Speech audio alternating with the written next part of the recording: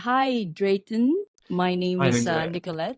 Yes. Hello. My name is Nicolette. I am based in Kuala Lumpur, Malaysia, and I am the creator for the podcast titled You're Worthless. Read that again. Juxtaposition of your very soul. Thank you very much for saying yes to be interviewed today.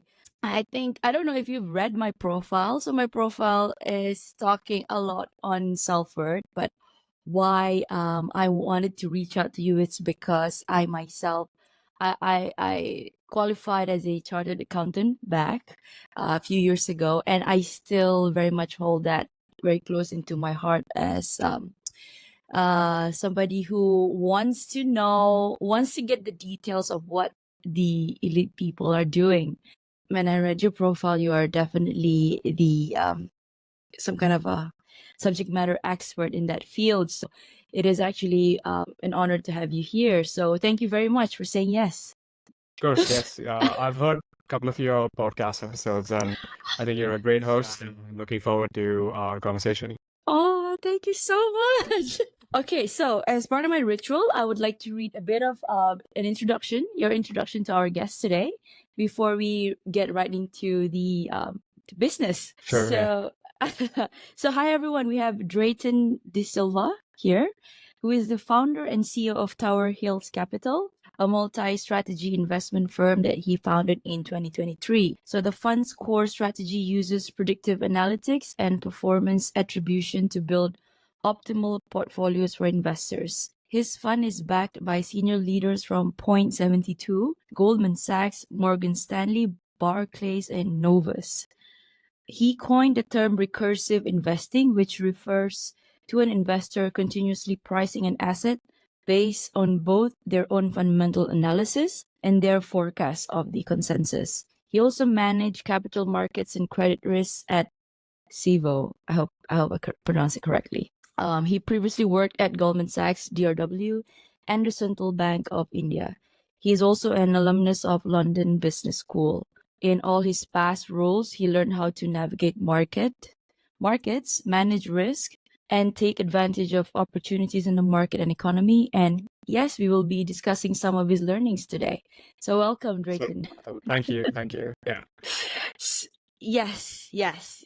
Well, again, part of my ritual before we dive straight into business, could you share with us what was it like growing up as Drayton D'Silva? So it was kind of boring in the sense that,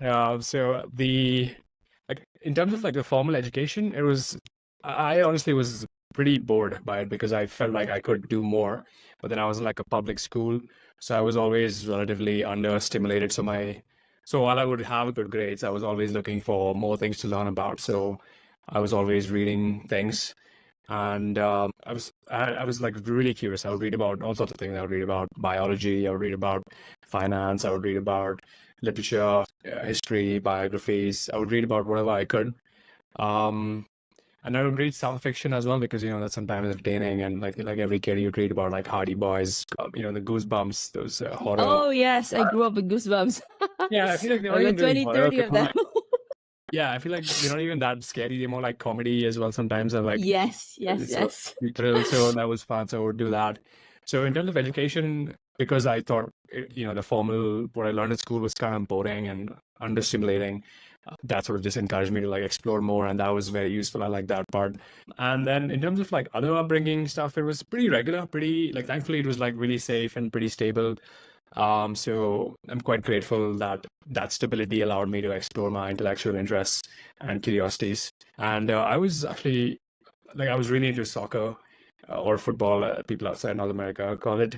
Yeah. A lot, and I watched a lot of soccer on TV. But then, so I think in high school, I essentially just gave it up, like wholesale. I just stopped it immediately, like cold turkey almost, to focus on academics because, like growing up in Asia, for Oh getting to yes. stuff, you need to do Asian that. So, parenting. exactly, yeah. So my parents were like quite encouraging of playing sports and stuff, but and they didn't tell me to stop or anything. I just like realized that I need to get serious about the academics. So I was just like, yeah, okay, fine, I'll do practice mock exams for Oh the my next 4 God. years. Oh, I So remember those that's what I times. did. Just to Yeah, score, just to yeah. My nail high the school, A's. yeah, exactly. So my high school was like quite interesting, where you know how you would actually count how many hours you're studying? I would actually do the opposite. I would count the hours I was not studying. So it was like 7.5 hours for sleep, maybe an hour and a half for Wow. hygiene, and maybe another hour and a half for like meals and like other like random stuff. So I would count the hours I was not studying. So I was extremely serious about academics when I needed to be. But the rest of the childhood, I was like, yeah, okay, I'll read and explore lots of stuff. So yeah, that was my childhood. Wow. And just prior to starting the interview, you said you were living in quite different places all over the world. Share us more about that. Yeah, I think I think for someone who's not a consultant or someone whose parents were not diplomats, I've lived in many places. So So that explains it. Your no, they parents. were not. No, I'm saying for someone Oh, whose okay. parents were not Right. diplomats or Okay. consultants or something. So I was born in India, grew up in the Middle East, and then did my education in India and the UK, and then lived in Canada, and then moved to the US. And during lockdowns and when remote work was a thing, I actually spent significant amounts of time in Mexico. Why Mexico? I'm so curious. This is my own question. One reason is you have very good quality of life at very low cost. Really? Okay, I've If you never. have a US or Canadian job and you live in Mexico, you can live quite comfortably, like, because labor is relatively cheap, so you get lots of services for much lower cost. So basically just quality of life. And they didn't have as restrictive as lockdowns as in Asia or some parts of the US. So that was nice too. Because I'm in the low risk category, so the lockdowns, like if I didn't lock myself down, it would not really change much for me. So that was sort of like a selfish reason. Like I just wanted like You want to explore a get bit. out and Yeah. explore a different city. No, but the thing is, so I live mostly in Mexico City in Mexico, and Ah. it's a very vibrant city, very good food, very good restaurants, lots of live entertainment, very welcoming and warm people, and really good weather, like surprisingly good weather. So in Celsius, it was between like 12 and 25 throughout the year. So Oh, it's that's nice. and Malaysia, relatively it's relatively we reached 30. I know we reached 40. Okay. Oh my God. yeah. God So forbid. Yeah. surprisingly good weather. When you think Mexico, you think, oh, it's like a desert, it's really hot and humid. Yeah. In the movies, Yeah. that's like, yes, that's in the northern provinces. Mexico City is actually quite south and it's central, so you have really good weather. Awesome. Awesome. Awesome. Well, thank you for sharing that, Drayton. Okay, so let's get down to business. Why do people pay hedge fund managers so much? Well, there's a few reasons. So one reason is there's actually a joke about hedge funds actually being a compensation scheme masquerading as an asset class. Exactly. So Exactly. yeah, that's a joke, but I think the real reason is you get paid to deliver a very specific risk return profile to different portfolios. Let me explain that. So what that means is, yes, you can get, between 5% to 15% by just investing in a Vanguard ETF for 3 basis points, and you can do like a lot. And then you'll see in the news like every few years, oh, the S&P 500 has beat managers by 10%. But that totally misunderstands the point of hedge funds. The point of hedge funds is they give you between 5 to 7% every single year, whether the market's up or down. So these are what's called absolute return hedge funds. So can give the thing is, like hedge funds, they are for institutions. They're not for retail investors. Because Right. the reason for this is if you have a large endowment or a pension fund, let's just take endowments or charities or private foundations that fund other charities. They have what's called the payout rule, which means that they have to spend at least 5% of their corpus or their endowment every single year. So if you have 100 million, you have to spend at least 5% every single year. Right. So which means that the endowment, to maintain its long-term viability or the long-term principal value, if you're spending 5%, you have to be making 5% plus inflation each year. So which means that an endowment needs to have a return of 7 to 9% every single year, whatever happens. So Wow. so basically it's a question of having liquidity and long-term Exactly. viability at the same time. So if you have these spending needs, you have to the endowment has to earn sort of that 5% plus inflation every single year. So that is approximately 7 to 9% every single year. And if you look at all these large endowments, like the Yale endowment, the Harvard endowment, they are between 50 to they're like 50, like 40 to 50 billion. Like these are the two largest ones, and they spend 2.2 to 2.5 billion each single year, and that accounts for approximately 35 to 40% of the expenses of that university. So they are the largest single contributor to the funding of a university. Another large part of the funding comes from alumni donations, and the thing is, alumni donations are very highly correlated with the stock market, because when the stock market is up, there's something called the wealth effect, where people feel rich and they'll spend cars and make more charitable donations. So what hedge funds give you is a low correlation with other assets. So, and what that means is, if the market is up 10% or the market is down 10%, they will still give you that 5 or 8% every single year, because that is uncorrelated, and which means that they can continue funding their mission every single year. And then the way this applies to pension funds is that Yes, that's they I'm have more familiar with pension funds. exactly. So like, if you pay a Vanguard or pay Fidelity, what they are giving you is the market return plus or minus 3%. And then the market return could be 10% one year, it could be down 20% one year. And that is unacceptable to endowments and portfolios. And private charity portfolies. So they cannot have that. So they need to get that 7 to 9% every single year. And now the way they do it is what's called the endowment model. And that was pioneered by David Swenson and Dean Takahashi at Yale.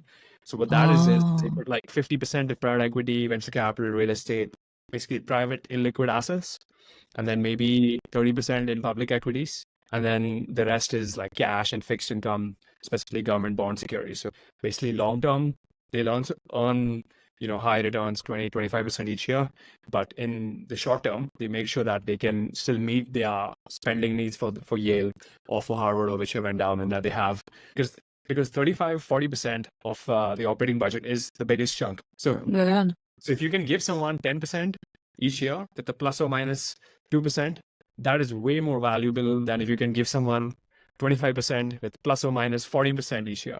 So, or whatever, 15% each year with plus or minus 10% error rate. So they are getting paid for reducing uncertainty. So this is like on the investing side. But if you want to talk about the business model, so it's very scalable. It's been described as a 2 and 20 fee structure, which means that, okay, if I'm an endowment and I give you $1 billion to invest, you get 2% of that $1 billion each single year, because you're managing that, and you get 20% of the profits. So whether you're managing 100 million or you're managing $100 billion, the fee is effectively the same thing. I mean, yes, you have a larger allocation, you get a bit of it, but basically you don't need to change much, because so it scales really well. And the second way they get like paid a lot is the fees, but then also they'll invest their entire net worth in their own fund. So if you're getting the 2 and 20, but then also if I have 100 million net worth, I have 10% returns, they actually, when the media reports it, they actually count their capital gains as also their salary. I mean, it's not their salary, it's the capital gains of the net worth that's invested in their portfolio. So there are like some misconception how it's reported as well. Yeah. Yeah, so these are like the two main reasons. And then maybe the other reasons why you see, hedge fund managers get paid so much is because they're only looking at the survivors, the most successful ones. Like the survival rate for hedge funds is actually quite low. So it's not as low as startup funds, but sorry, I meant as startups, but it's still pretty low. It's like mostly like something like only 30% of hedge funds survive after 5 years. Like, I don't know the exact stats, I can't remember them. But you're like saying, if you found a tech company, you'll become a billionaire. No, that's not true. You're sort of only looking at, Mark Zuckerberg or Travis Kalanick or whoever. So you're not looking at the failure. So if you look at that, so it's not as high. And yes, like, it is debatable, like the value that some hedge fund managers, they claim that, they're adding lots of value to the portfolio, but many of them don't deliver what they say. Exactly. So response to these systems, instead of being a 2 and 20 fee structure, that is now reduced to more like 1.5 and 18. It's still good. It's still really good. If you're managing a couple of $1 billion, it's still really good. But that is still reducing. That is still what's called fee compression, simple supply and demand and competitive pressures. So it is reducing. Wow. I mean, I think I got about 50% of what you said, but well, this is why we're having this conversation, because I might have some questions myself. So you're saying that hedge fund managers, they will take the basically the clients are endowment funds and pension funds, sovereign funds, Yeah. I right? mean, there are some exceptions, like the smaller hedge funds. Initially, their investors will be high net worth individuals and family offices, but as they Mm. get bigger over time, they would rather take 100 million allocation from one institution versus 100, $1 million allocations, because it's just administratively simpler, and they're more sticky. Institutions, they have a more long term horizon, so if you lose And money, regulated, like, oh, I need I to would exit say. as soon as possible. So Yeah. over time, as a hedge fund or a private equity investor. So, by the way, whatever I said also applies to private equity people as well. Mm. In terms of like the compensation, even they get paid for like very specific needs that they do deliver on. But yeah, over time for the larger ones, the most of the capital will come from institutions because they just control so much more capital. Yeah. Yeah. Okay. So say there are because for Malaysia we have our pension funds, and I'm pretty sure they've been invested somewhere and somebody's managing it. So how would the government or the one owning the fund um be choosing who to manage? Like, what are they looking for? Like, Yeah. how So can ensure that you're giving the best yeah, that's value? basically this entire field of manager selection. Mm. And I'll usually high level. There's two important aspects. So one is quantitative and one is qualitative. So the quantitative one is simple. You just look at the track record. How has this particular manager performed compared to the asset class that they used, Mm. or the benchmark? So if you're a large cap manager investing in equities, typically it's the S&P 500. If you're a global investor, it's the MSCI EAFE, which is basically all the developed markets. You look at all the global equities. Mm. That's what you do. So you just compare them to the benchmark, and then also look at things like, okay, but for the amount of risk that you've taken, what is the return? So it's not purely the headline number of, okay, I generated 25% and the market was only 10%. Like, yes, the reason you generated 25% was you invested everything in Tesla, which is very volatile, and you've taken a really large amount of risk for that Yeah. return. You have to always control for the risk that they've taken. This is on the quantitative side. So this is essentially 80% of what you need to look at on the quantitative side. On Mm. the qualitative side, it's more like things like, okay, who's your lawyer, who's your auditor? This is like operational due diligence. And then even on the investing side, for the qualitative side, okay, can you explain your process? Like, how do you screen investments? How do you decide what to invest in, what not to invest in? What is your experience doing this? Okay, if a particular stock is down 20%, how do you decide whether you should buy more or you should exit that position? So you Mhm. explain your process in a qualitative manner, and even though it's qualitative, it doesn't mean it should be totally ad hoc. It means that it's a repeatable process.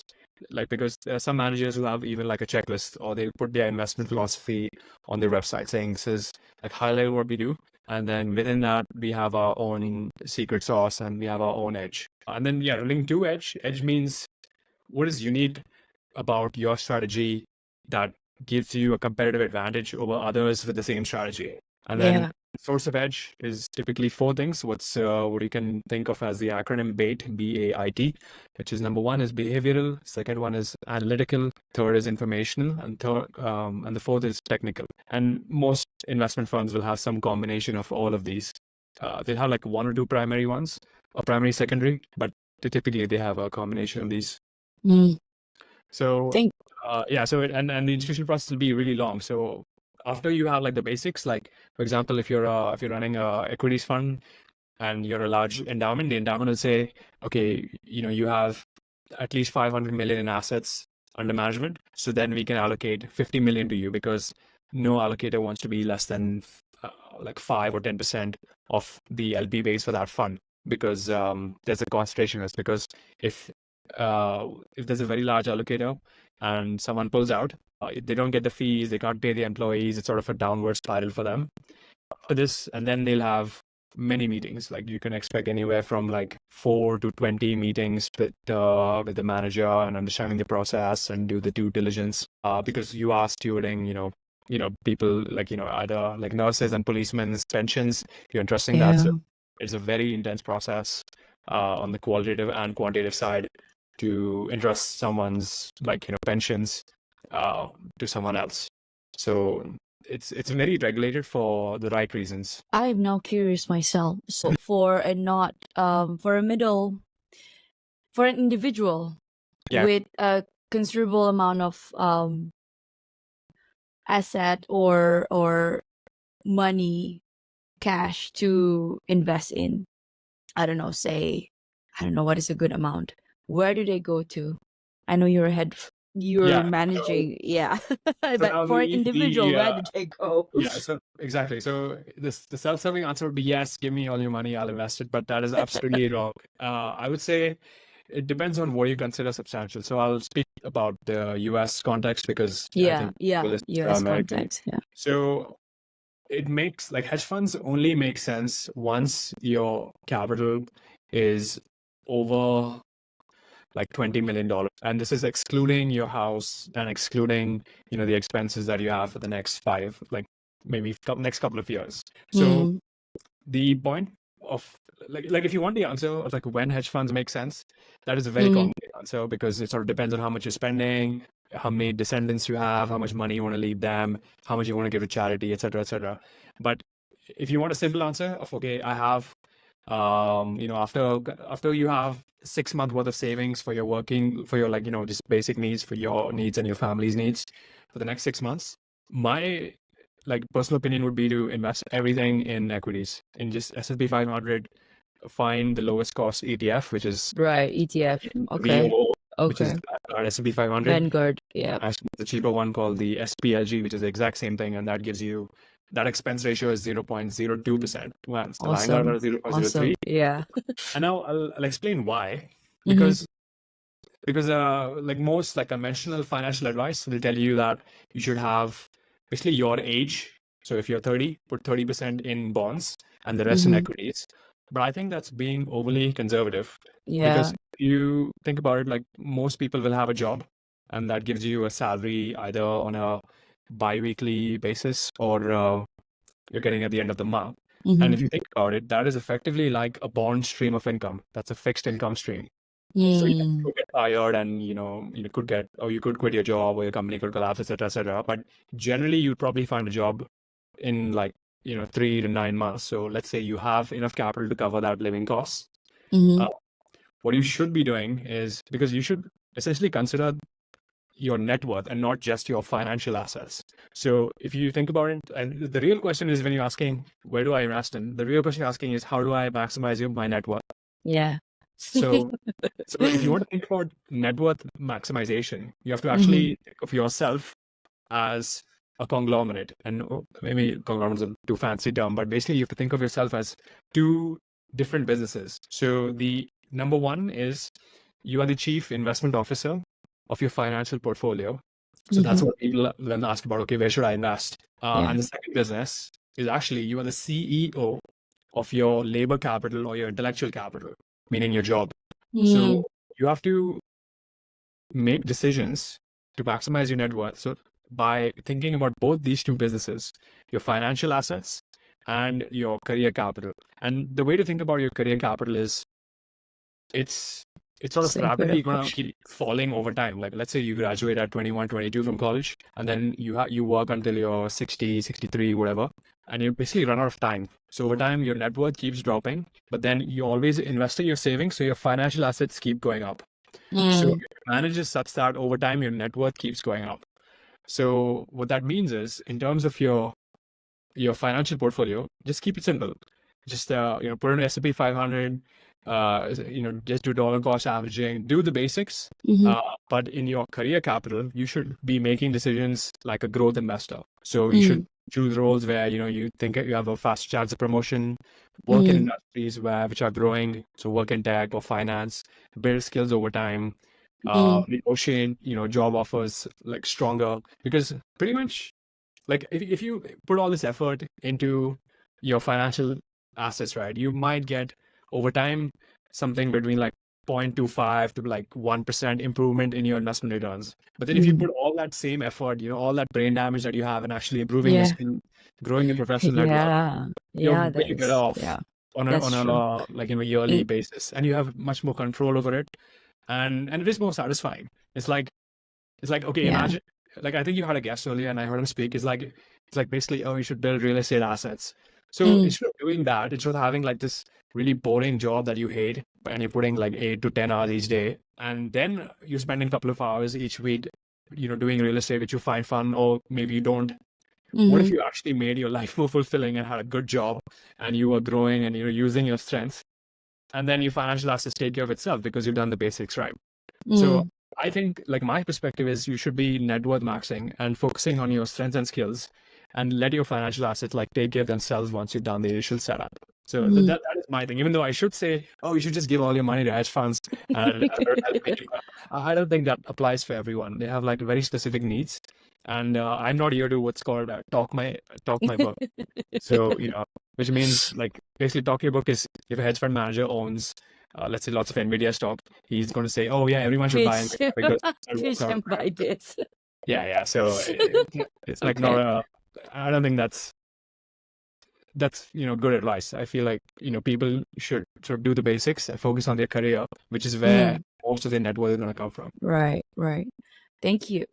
I mean, coming back to what you said about yeah, because I think there was a guest that talked about property investing, and so he was going on the route of property, right? You're going on the route of I would say corporate, right? So yeah, and it's really interesting the way he sees it. So like for me, I am going on your route, but right now I wanted to do up my own thing, self-employed. So and I like connecting with people, so I'm moving into a practice of my own therapy and coaching. That's a different story.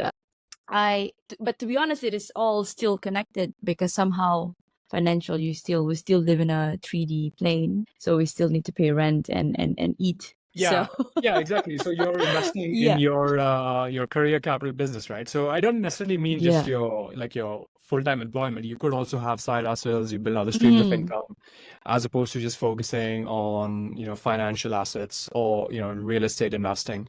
yeah. There is this idea actually that people in finance understand really well, but people outside finance, or actually even people in finance, sort of don't get this right. So the idea is, don't take risks that you're not getting paid for. Oh And yes. yeah, Okay. and what that means is also, like, another way of putting it is, don't take unintended bets. That's true. So That's so true. when people That's true. say, like, firstly, people are like, if you have a mortgage and you own a home, already like 80% of your net worth is real estate, and then you're going to do real estate investing using your 401k. Yeah. So that's like Mm-hmm. insane. Like, in terms of diversification, that's just so, like, imprudent. Like, it's just insane. I just don't get why people do it. I mean, I get why people do it, but you should not. But I can't stop Mm, people. So, like, okay, do what you like. But it is not smart, because the other way of thinking about it is, so okay, you buy a house. Like, what are the risks you're taking? Like, number one, you are actually very long the local labor market when you buy a house, because what mm, that means is, if that market is doing well, more people will move there for jobs, and then the price of your home goes up. But then mm, what else are you long or short? So then you actually short interest rates. You're short the dollar, because if the dollar goes down, you can refinance and your net worth goes up.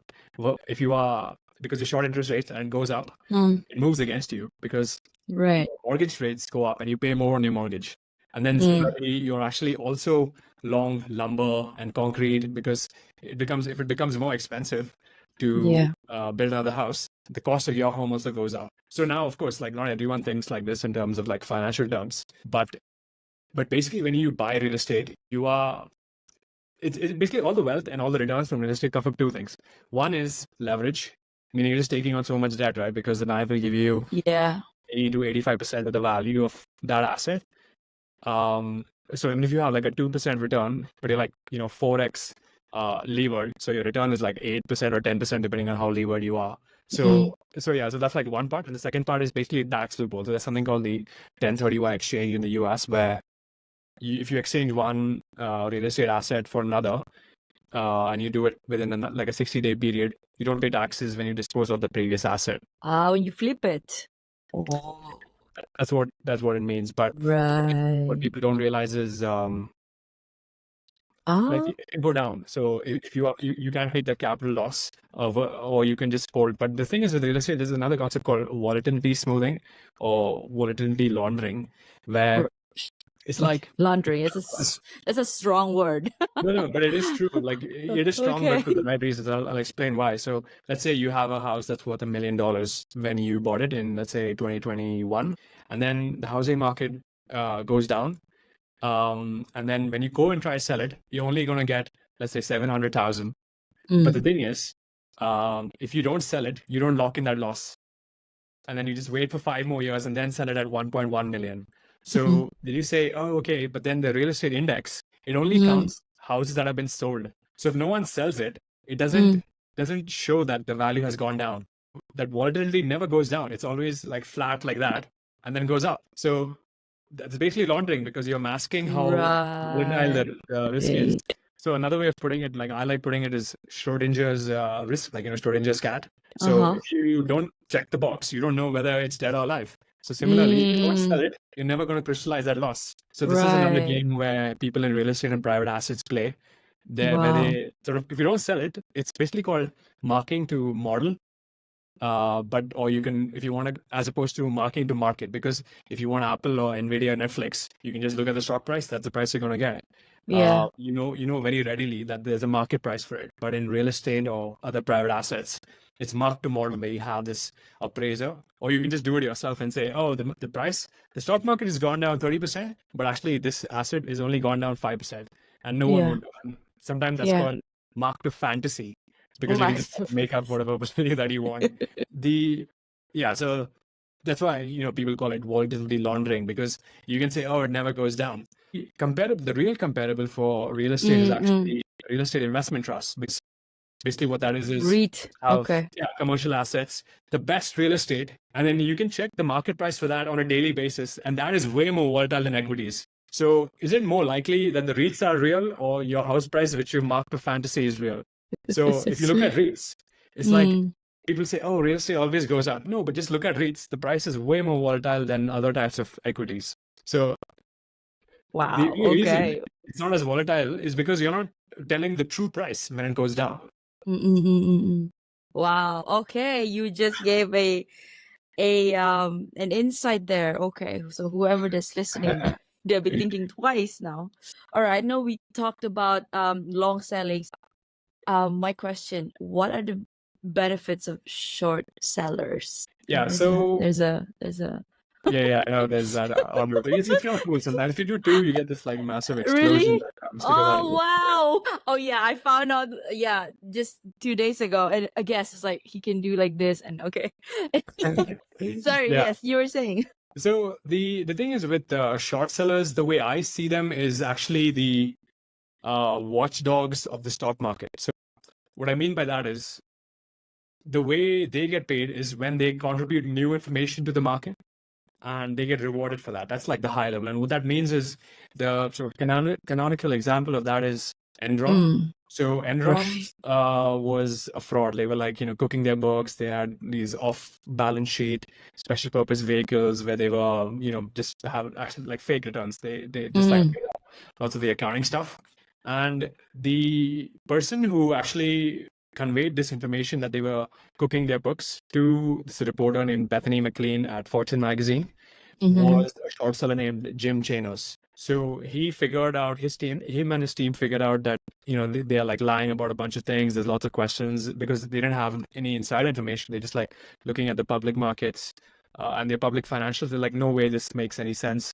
It's too smooth. The returns are too smooth. The earnings are all juiced. So they present information, and then it's only then when the reporters and Bethany McLean then used this information to ask questions about Enron's business model and their financials, then everyone started asking questions about them. and then the company, like stock price collapsed and the company collapsed. And then now you might say, oh, but then they made this company collapse and, all 15,000 employees lost their jobs and they lost their pensions. But then the counterfactual question is, okay, what if this fraud was allowed to stay on for longer? Carry on. More people would have lost their jobs, because what they're doing is they are telling people like, okay, the capital, because you have to think about the stock price as capital that the stock market is giving to this company's managers to continue doing what they're doing. So, for example, Elon Musk, he sort of built this company, and he's been delivering on these promises, like late usually, but typically it does deliver on. So, okay, now we'll sort of buy his stock, and then he can use that stock as capital to compensate employees or to acquire other companies as currency. So, the longer a fraud exists, the more damage it can do over time. So we're sort of better off popping these bubbles when they are smaller. So another example is FTX.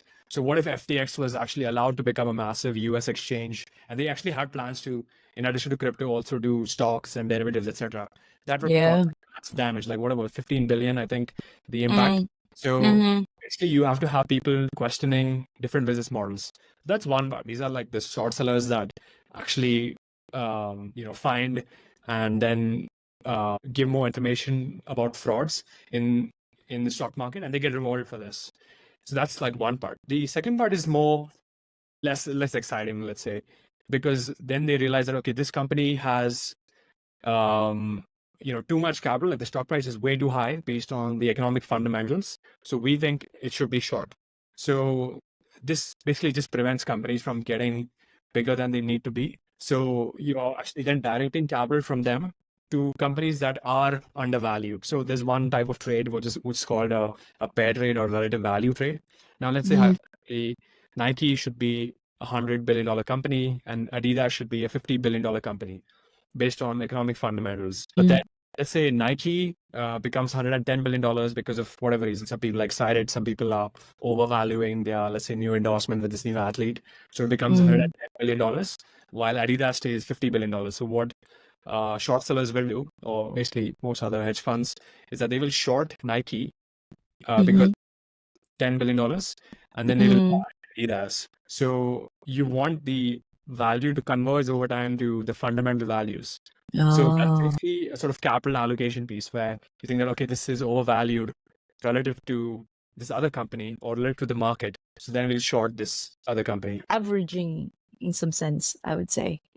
Are you maybe, but I think another way of thinking about it is like basically when you think about stock market efficiency, there's two types of efficiency. There's micro efficient and there's macro efficient. And now what it means to be macro efficient is, the S&P should be 5,000. I mean, it's making some numbers up, but based on how the economy is doing and how it will do, it should be 5,000. That is extremely hard to predict because that you're like basically forecasting the entire world, which is really, really hard. I mean, there are some hedge funds which do it and they'll do very specific parts of the economy.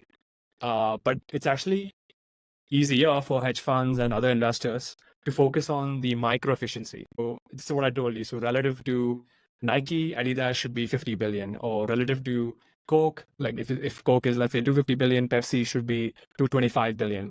So the stock market is very micro efficient because there are these people who like specialize in doing this all day. But the macro efficiency, because the interest rates are there, the S&P should be at this level or that level. That is really hard to do. Most like really sophisticated investors will tell you that the stock market is really micro efficient, but it's not macro efficient because it's really hard to forecast where the S&P will be 6 months or even like next month. There are people who try to do it and it's really hard, which is why they get paid the big bucks. Wow, but they're taking a risk. I mean, their necks are on the line then. I suppose people would be giving their money to them. Well, would know actually, I just remembered another benefit of short sellers is the reason why all these index funds can charge only 3 basis points. Because what they do is they make money from securities lending. So, for example, Vanguard is main ETF, the VO, it's something like 1 trillion. And then they actually lend these stocks to short sellers, because if you want to short sell a stock, you have to borrow it from someone. So you could be paying 5%, a 5% rate or a 10% rate or whatever to the people who are long-term holders of this stock. So that's actually how retail investors directly benefit from short sellers, because they are borrowing the stock. They are allowing Vanguard and BlackRock and State Street to offer very low low cost index funds to retail investors. So that's how that's like one really tangible way how retail investors benefit from short sellers. So all like the Wow. short sellers, like during GameStop, everyone hated Gabe Plotkin and his hedge fund because they were shorting GameStop. But yeah, but Mm. they're paying that fee to these index funds, which allows you to have much cheaper participation in the market. Mm. Wow. Thank you. Sure, yeah. How do you know if an investor is skilled or simply lucky? Again, it goes to the qualitative and quantitative. So the really basic one is what's called the capital asset pricing model, which is the CAPM model. And that roughly states that, okay, for the amount of risk that you've taken, how much outperformance have you generated? So if you've taken the same amount of risk as the S&P 500 and you've delivered maybe 5%, okay, that means you generated alpha. But if you've taken, twice the amount of risk and only beat the S&P 500 by, 2 or 3%, that just means you've taken more risk. So there's a roughly linear relationship between how much risk you take and how much return you can expect. So that's like the really high level way of looking at it. But then the other things that you want to look at is, okay, what is your batting average? So if you've made 100 investments, what percentage of those have been profitable trades? And then once you've done, and sort of depends on the investing style and the asset class itself. So I'll just stick with stocks for now. So if, like, let's say you're a tech specialist investor, and let's say your batting average is 60%, and then do you think that's good or bad? What do you think? Is that good or bad? 60% batting average. Yeah, 60% of your Ugh. investments generate a profit. Oh, that's good.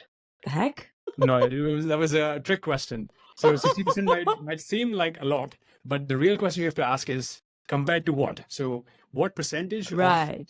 tech stocks went up? So for example, the ARK fund, which is very famous for investing in innovation and technology, they can say that, okay, they are 70% of their trades are profitable, but then in their selected universe of tech and biotech stocks, 85% It's of like they're stocks living went in up. their own bubble.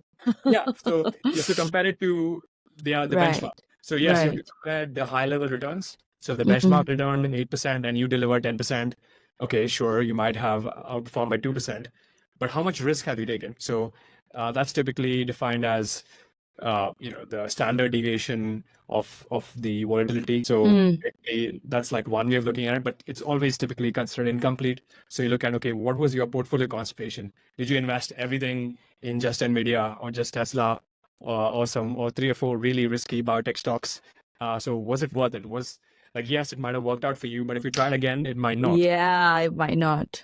So that's on Okay. the quantitative side. And then again, on the qualitative side, it is, what is the process? Like, walk me through your process. So typically, a manager will walk through 3 or 4 of their investments. So it's basically the same as manager selection, because the whole idea of manager selection is to see that they have alpha, which is, or prescribed as skill. What is your skill?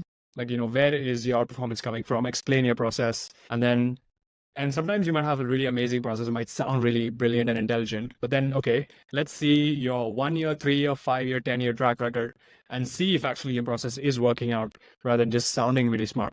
So that's how we look at it, qualitatively and quantitatively. Thank you. Okay, moving on to yourself. What are your 2 main tactics in negotiating your job offer? So now I'm sort of like doing my own thing. So, but from when I Okay. was, just working for the companies, the 2 main things that you need to focus on is, number one, you have to get the hiring manager to like you. So not HR or not some other colleagues that you work with. It's like the person who has the decision-making authority to hire you or not. You have to convince that person that you are the best person for the job. You have done this before. You can start adding value immediately, and your learning curve there's no learning curve. Like, you've already done this before. You should make it as simple. Like, look, I've done X, Y, and Z before, and I can do X, Y, and Z for your company starting 2 weeks when I start the job. You should, and they should also firstly, they should believe you're competent and they should like you. So for this trick, you should use whatever is to your advantage. Like, because we like people. We trust people who we like, right? So you should use, you probably heard of behavioral bias, cognitive biases. You should use, the affinity bias. So people who are similar to us, And this similarity can be extremely superficial and it still works. Like, oh, we both have iPhones, or we both have the same We initials. both play soccer before. Yeah, Or exactly. It can football. be extremely superficial and it can be something more substantial. Like another common one is, oh, we went to the same university. So, which is why alumni hire other alumni. So, if you go to a top university and their alumni work at top firms, that's a good way of like ensuring your success, ensuring the maximization of your career capital as well. So that's the real benefit of going to a high price college. And it's not what they Right. teach you, or the diploma. It's the So creating networking. his affinity and the network. Yeah. Yeah. So get them to like you and get them to trust that you're competent in their job. That's the first part. The second part is just get multiple offers. So then you sort of create an auction for yourself. And then there's also like a hierarchy of offers. So let's say, for example, you're working at DoorDash. You want to get a job offer at DoorDash. You have to like the best offer that you can get is, hey, I also have offers from Uber Eats and I have offers from But Youre. it has to be real, right? You Yeah, can't yeah, of course, you of can't course. fake it. Yes, yes, yeah, yeah. It has to be real because the thing is, typically Or it's you can always fake it, but well, fingers crossed that you're gonna you can use that to your advantage. I mean, you could, but I would say it's better to just be ethical and don't. just Yes, actually yes. have a job offer. So it's better to have Exactly. job offers from direct competitors, and then the next best would be to get from indirect competitors. So, if it's like Uber and DoorDash that you're trying to get job offers from, the next best would be other tech companies like Google or Netflix, which are a similar stage, so like large other public companies. And then the next best would be in the same industry but different stage. So if you get a job offer at Stripe or any other large public tech companies, and then the third one would be you just have any job offer, like, oh, I have this offer from McKinsey or Accenture or Deloitte or whatever. And then the fourth one is actually if you don't have a job offer, you can actually sort of just make up a job offer. And what that means is, oh, actually, I'm also considering doing a master's, or I'm going to do a travel abroad. Right. Anything that Yeah, it just has to be appreciates that you have options in life. You're just like not going to yourself. be sitting on your couch at home. Yeah, yeah. And the one is like basically, yeah, I'm That's a good considering that, one. That's a good one. Yeah. and you can make it up, like in the sense that you can create it for yourself. So you just basically say like, oh, I'm just going to be here in 3 months. If you don't find anyone else, you can hire me. You want to avoid that situation. So it's basically get a job offer from a direct competitor, then indirect competitor, then some other job offer, or then something else. So you're going traveling or you're going to do volunteering work or whatever else. So these two tricks, get the manager to like. And one is get multiple offers, and this covers like 95% of whatever you need in a job offer negotiation. Wow, wow, wow, wow, wow. Did you create that yourself to your experience, or did you actually learn it from somebody else? Yeah, like mix and matching from like like personal experience as well as reading in negotiation books and listening to other people's Wow. experiences, or mostly what they did wrong. Like typically you very rarely hear about how some negotiation went really well and how they were very strategic about it. Typically always I screwed it up. Like I screwed it up. I should have done this. $20,000 more, but I made this stupid error of saying yes. When do I start? It's always when something went wrong. So it's like, yeah, just avoiding doing like the wrong things, and that sort of you end up in a good place. Wow, wow. All right, I'm mindful of the time for you, Drayton. Just a few more questions. So, what is next for you? So for me, I'm just focused on Towers Capital and delivering what I promised for my own investors. That's the main goal for me professionally. Okay. So, okay, I'm gonna pivot to self-worth question. Can you share any personal experiences or stories of self-discovery and how it positively impacted your sense of self-worth? I think maybe this is slightly unconventional, but I sort of always had a decent amount of like self-esteem and self-worth. And in fact, as I told you, like I was always a bit understimulated. I always thought I was maybe not underperforming, maybe like not like underemployed at work. But even as a student, I thought I was like just massively understimulated.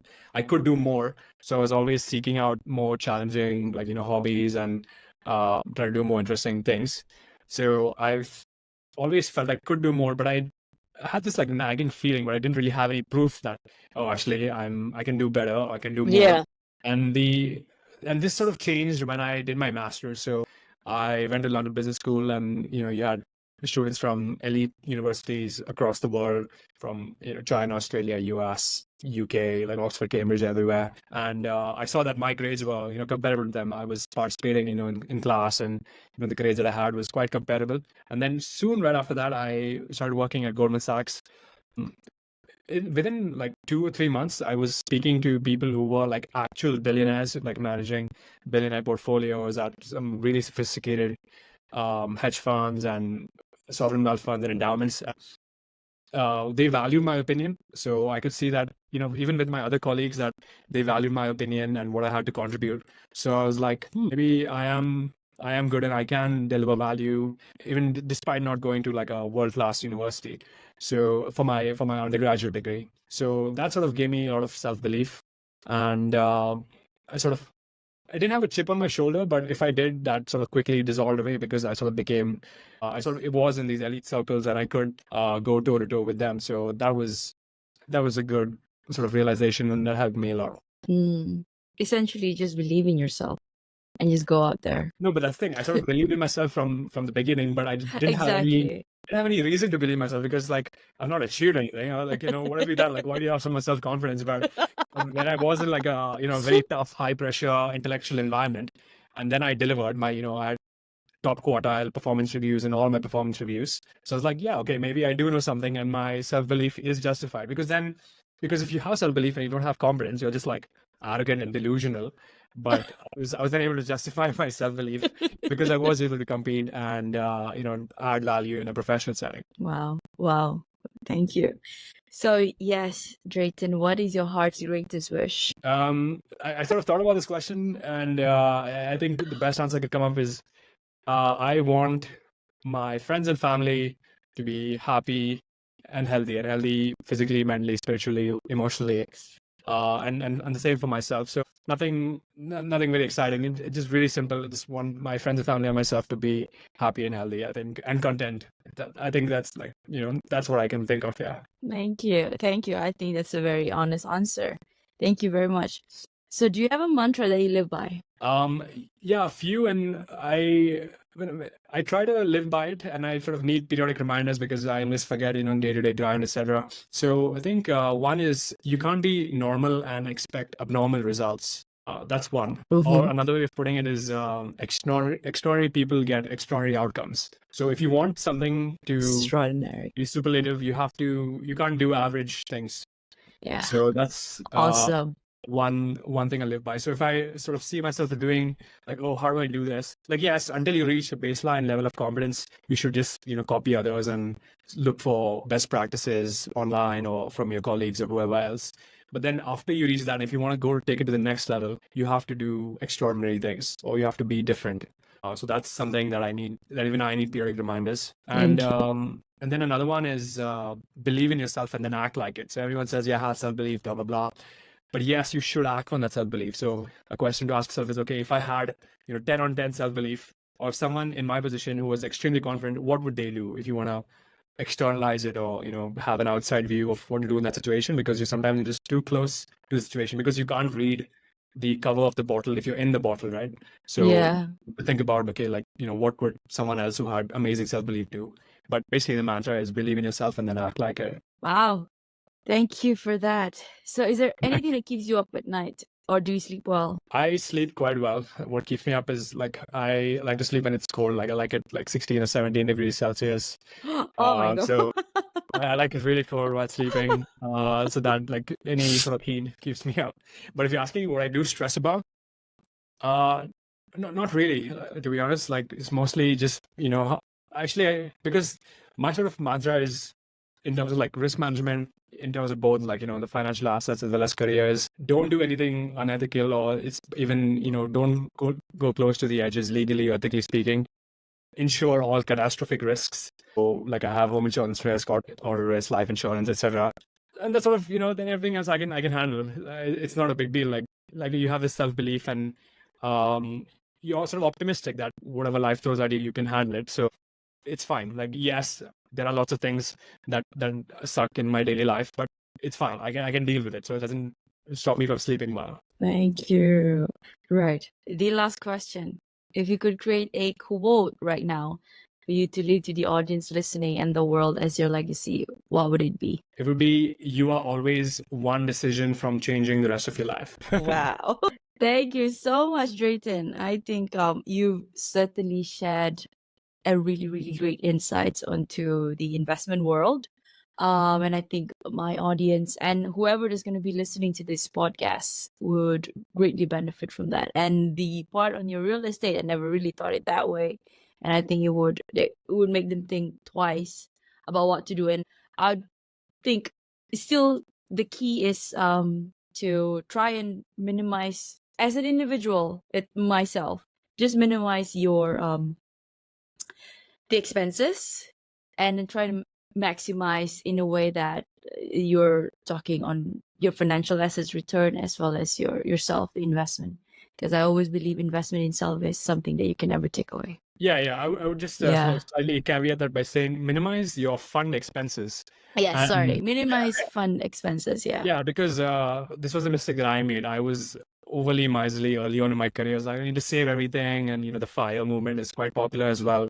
You sort of end up having a miserable life for 20 years, so then you can retire and then have a miserable rest of your life by just minimizing expenses. But it's like, Yeah, sort of enjoy your life a little bit. that's right. Because that's the point of making money. What's the point of making Exactly, the balance, right? shitty part of your life. Exactly. Yeah. All right. Well, thank you so much, Drayton, for your time. I appreciate it. It's 10 o'clock at your end, and it's 10 a.m. my side. Once this airs, I will be sure to tag you on the LinkedIn. So if there's anybody here who would like to reach out to you, how can they do that? Yeah, you can reach me on LinkedIn or follow me on Twitter. Just look up my name, Drayton D'Silva, DRAMITON, D''SILVA, D'Silva, Drayton D'Silva. Yeah, I sometimes post about, some investment concepts and financial concepts, especially if it's slightly tricky, like, the real estate one. I'll have something on volatility laundering soonish, other similar concepts. So I like, I like financial education because everyone who's like really into like talking about financial education, they always, yes, I'm in real estate and then buy my real estate course. So it's like they're not telling you what you really should do. It's like okay, if you're making so much money in real estate, why don't you just continue doing real estate? Why are you selling this course? So it's like it's like I told you. Oh, It's like yes, that's actually true. yeah, it's like if I'm so good at investing, I should charge you 220 fee, and I should not sell you, hey, buy my newsletter for $50 a month. So like, hang on, like something doesn't compute. If you can make millions of dollars Something is investing, why are you off. selling this course or whatever? So that's I don't know, something that's sort of a bit problematic in the general financial education space. Meaning there's not that many independent or at least impartial advisors and educators. So that's something that I don't have a solution to it, but it's just good to know that people have the sort of bias there. So and I hope I have been balanced in the conversations. People should just be more aware about it because it is really important. Like people know, like health is important, but your financial health and well-being is also extremely important. Like for the lifestyle that you have for yourself, for your family, and maybe even in Asia generally, people get to support their parents as well. It is extremely important, so people should take it more seriously. Exactly. And to be honest, a lot of people just want to close their eyes, and I have colleagues coming to me and say, Nick, what should I do? I'm scared to look at my finances. I'm like, dude, you have to. But yeah, it is important. You have to, yeah. And then just give their money to somebody. But it's a bit like the same thing, right? Like, people hesitate to put themselves on a weighing scale. Like, oh no, I don't want to see. I know, I don't want to deal. I don't want. Please, Let me just, Let me just eat this ice cream and then figure out what do I do next about my weight. A former boss of mine had this really good saying. He said, I don't look in the mirror, I don't step on the weighing scale, and I don't look at my bank account. Like I just named the right. I had one family friend as well before said I never go to the hospital and get a checkup. No, I feel good. Oh, but God bless his soul. Yeah, he did have some complication, but his passed. But yeah, and my dad took that and is like, no, I have to go to the hospital and get a checkup. At least you don't worry, but you have that safety net in the sense that where the needles are pointing in terms of your health, and that goes with your absolutely, yeah. financials as well. All mean, right. yeah, Well, yeah. it's like Oh, like yes, two things, yes, right? yes. You're saying, yeah. No, I was just gonna say it's like there's two things. It's either ignorance is bliss or knowledge is Yeah. power. Like which one do you want? Yeah. Yes, that should be your another mantra. Ignorance is bliss, knowledge is power. I stand by that. Two mantras, Yeah, very I much. really enjoyed our chat and I enjoyed listening to Yes. your podcast and you've done a great job so far and wish you all the best as well. Likewise. Same to you, Drayton. Thank you so much for your time. Bye bye. Thank You you. take Have care. a good day. Yeah, bye. Have a good day. Have a good evening. Thank you.